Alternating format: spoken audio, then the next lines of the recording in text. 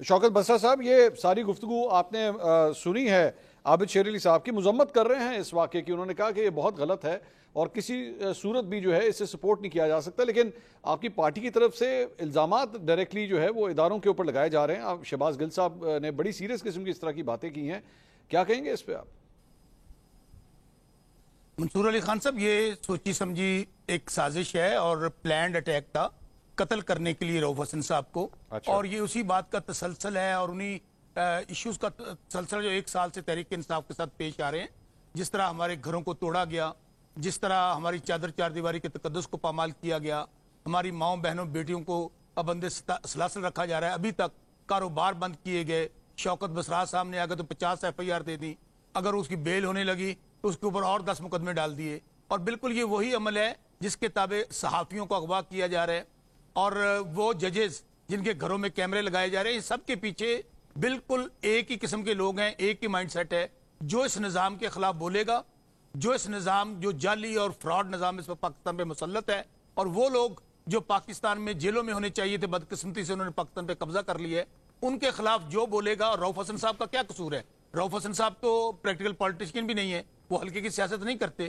کیا قصور ہے ان کا؟ ان کا قصور یہی ہے کہ جس طرح وہ حق اور سچ کے ساتھ کھڑے تھے، جس طرح پارٹی کا دلیری کے ساتھ موقع پیش کر رہے تھے، اور خاص طور پہ جب DGI-SPR کی پریس کانفرنس آئی، اس کے بعد ان کو، میں آپ کو خبر دے رہا ہوں، ان کو مسلسل تھریٹس آ رہی تھی. اور یہ پہلا نہیں ہوا، ان کو کل بھی ان کو فالو کیا گیا. اس کی فوٹیج بھی آپ کو سوشل میڈیا پہ وائرل ہو گئی ہے. اور ابھی کہ وہ نیوز ڈائریکٹر ہیں، انہوں نے بھی اس کو بریک کیا ہے کہ 1 دن پہلے بھی ان کو پکڑا جانا تھا. مجھے بات بتائیے کہ یہاں پر اگر صحافی غیر محفوظ ہیں، ججز غیر محفوظ ہیں، سیاسی کارکن غیر محفوظ ہیں، شاعر غیر محفوظ ہیں، تو مجھے بتائیے بھائی. اور اسلام آباد کے اندر ابھی جو آپ نے سوال اٹھایا، تو کہاں ہیں ادارے، کہاں ہیں لا انفورسنگ ایجنسیز؟ تو آج یہ ابھی تک، ابھی گزر، جب میں آپ کا پروگرام کر رہا ہوں 3-4 گھنٹے گزر گئے ہیں، بتائیے ان کی فوٹیج آ گئی، سب کچھ کلیئر کرسٹل ہے، تو کیوں نہیں پکڑے گئے ابھی تک؟ اور مجھے یہ اگلی بات دیکھیں، اگر آپ فوٹیج دوبارہ اگر چلاتے ہیں جو میرے پاس ابھی آئی ہے، ان کو باقاعدہ جو مارا گیا، اور پھر کہتا ہوں it is vital part of the body,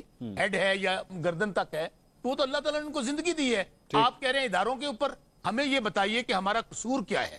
یہ جو نامعلوم ہیں یہ کہاں سے آ جاتے ہیں؟ اور یہ صرف گزشتہ 1 سال سے نامعلوم PTA والوں کے لیے ہیں. اگر جو ان کو چھوڑ دیں، ابھی جو دن دہاڑے ہمارے گھر توڑے جا رہے ہیں، آج بھی اب تو 9 مئی نہیں ہے، اب ہم کوئی بھی ایکٹیویٹی کرتے ہیں ہمیں پھر جیلوں میں ڈال دیا جاتا ہے، دہشت گردی کے مقدمے دے دیے جاتے ہیں. تو اس کے اوپر بڑی کلیئرٹی کے ساتھ آپ کو میں کہہ رہا ہوں کہ اگر کچھ ہونا ہوتا تو آپ کا شاعر جو ہے، آپ مجھے بتائیے وہ کس کے اوپر الزام آ رہا ہے؟ وہ ان کی مسز نے کہا ہے کہ ہمیں کے لوگوں نے واٹس ایپ پہ کال کی ہے کہ آپ اپنی پٹیشن واپس لے لیں، آپ کا بندہ دے دیا جائے گا. سو منصور علی خان، میں کنونسڈ ہوں میرے بھائی، جو اس نظام کے خلاف بولے گا، جو حق اور سچ کی بات کرے گا، وہ مار دیا جائے گا، اٹھا لیا جائے گا. اور یہ اگلا ماڈل ہے.